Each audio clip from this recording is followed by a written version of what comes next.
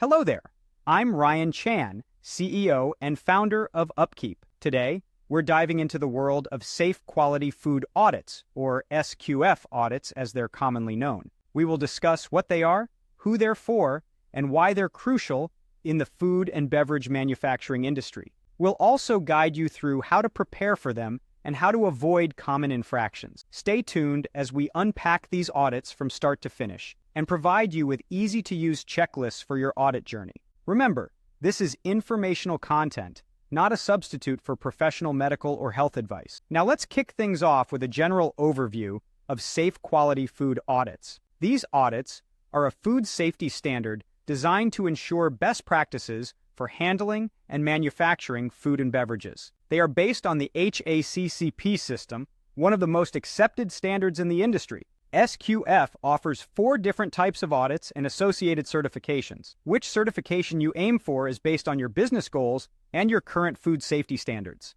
So, who are these SQF audits for? They are targeted at food and beverage manufacturing facilities. Compliance is usually driven by a quality and/or compliance manager in large facilities, but the certification process is cross-functional, requiring buy-in and support from individuals and teams across the company. In smaller facilities, or those without a quality and/or compliance manager, this information will be crucial for a facility manager or other designated personnel.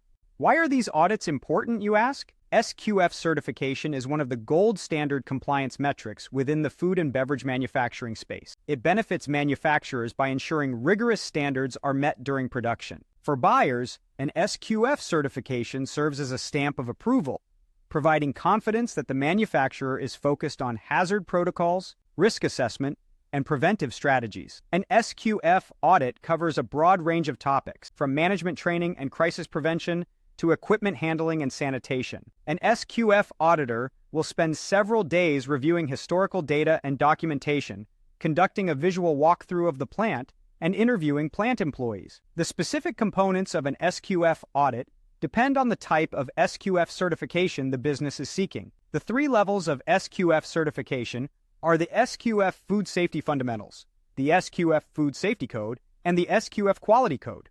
Now, you might be wondering how often an SQF audit occurs. The frequency of an SQF audit depends on the program the business is following and the certification being sought. Now that we've covered the basics, let's talk about how to prepare for SQF audits. First, identify a designated SQF practitioner within your business to read and understand the latest SQF code appropriate to your segment in the food supply chain. Register in the SQF database. Identify which SQF certification your business is seeking. Develop and establish a HACCP-based food safety plan to mitigate food safety and quality hazards. Establish food safety monitoring through consistent internal audits and maintain a record of results. Outline your organization's competencies and determine training requirements for SQF certification based on the audit results. Ensure competency needs are met and that all parties involved are kept in the loop. Finally, partner with a third-party auditor for SQF certification. To be audit-ready at all times, avoid using paper and pencil for documentation. Move to a digital system to prevent lost records. Conduct your own mini internal compliance audits on a weekly basis. Enforce required fields and ensure that SOP are clearly posted and fully understood.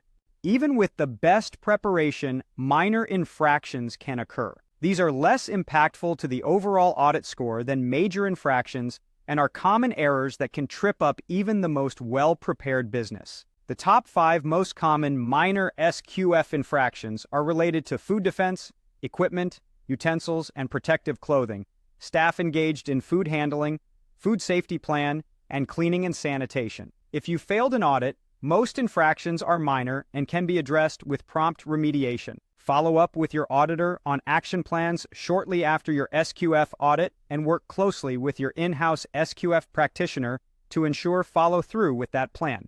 We also have checklists to prepare your facility for the SQF Fundamentals program, SQF Edition 8.1 for food safety, and SQF Edition 8.1 for food quality. The components of the audit will vary based on what food sector category your business falls into.